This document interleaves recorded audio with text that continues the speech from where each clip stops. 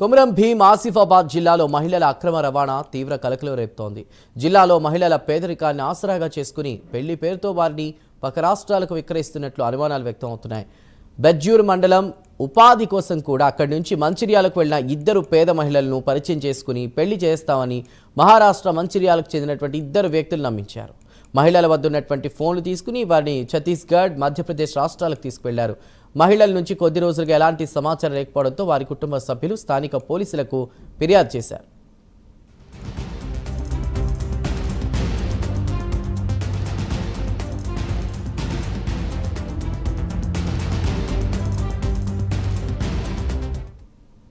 కుటుంబ సభ్యులు ఇచ్చినటువంటి ఫిర్యాదు మేరకు పోలీసులు వెంటనే రంగంలోకి దిగారు. వెంటనే మహిళలను గుర్తించి వారిని సురక్షితంగా కుటుంబ సభ్యులకు అప్పగించారు. అక్కడ వ్యక్తులతో మహిళలకు వివాహాలైనట్లు కూడా గుర్తించారు. ఈ క్రమంలో మహిళల అక్రమ రవాణాకు సంబంధించి పలువురు దళారులను పోలీసులు అదుపులోకి తీసుకుని విచారిస్తున్నారు. పెళ్లి చేస్తామని నమ్మించి ఇద్దరు వ్యక్తులు అక్రమంగా మహిళల్ని తరలించినటువంటి పూర్తి సమాచారానికి సంబంధించిన అప్డేట్స్ అందించడానికి మా ప్రతినిధి చంద్రశేఖర్ సిద్ధంగా ఉన్నారు. చంద్రశేఖర్,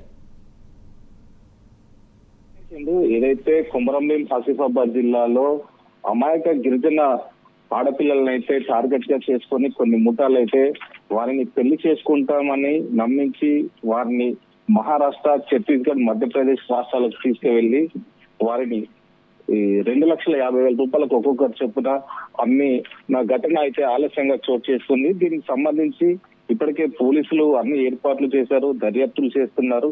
ఏదైతే ఈ అమ్మాయిలకు సంబంధించి పెళ్లి చేసుకుంటామని మోసం చేసిన వారికి సంబంధించి వారి తల్లిదండ్రుల ఫిర్యాదు మేరకే ఇటు పోలీసులు అయితే ఈ ముఠాను అయితే గుట్టు రట్టు చేసినట్టు సమాచారం. దీనికి సంబంధించి 1-2 రోజుల్లో పోలీసులు అయితే ప్రెస్ మీట్లు పెట్టి దీనికి సంబంధించి ముఠాను అయితే బయటికి సమాచారం ఇచ్చే ఏర్పాట్లు అయితే చేస్తున్నారు. ఇప్పటికే మధ్యప్రదేశ్ రాష్ట్రానికి చెందిన వారిగా గుర్తించారు. దీంతో ఇక్కడ కొంతమంది మంచిర్యాల జిల్లాలో కూడా ఇలాంటి ముఠాలకు గుర్తించినట్టు సమాచారం. ఏదేమైనా కూడా ఇటు అమాయక ఆడపిల్లలు, ముఖ్యంగా పేదరికంలో మునిగిన ఆ గిరిజన మహిళలనే టార్గెట్ చేసుకున్నారు వీరు.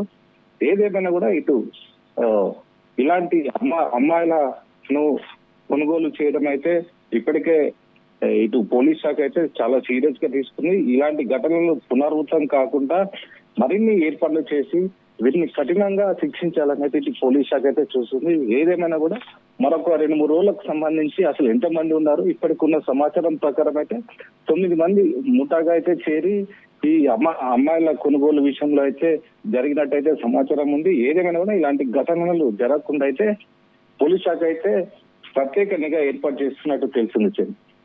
Chandrasekhar, thank you.